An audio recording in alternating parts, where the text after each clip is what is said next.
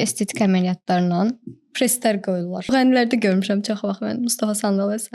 Bu barədə nə fikirləşirsiniz? Heç o inandırıcı da görünmür, qəşəng də görünmür. Çox gülməli görsənir. Çox gülməli görsənir. Burada mənə bəlkə bir top atəşini tutacaqlar. Mən bununla bağlı bir videoda çəkmişdim. Biraz acizlikdir.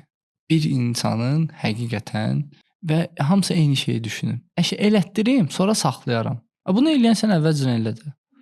Yəni bunu saxlayansan və davamlı eləyərsən, insan özünü oyundan aldadır. Elətdirim, sonra mən onu saxlayacağam. Amma sizə belə bir şey deyim.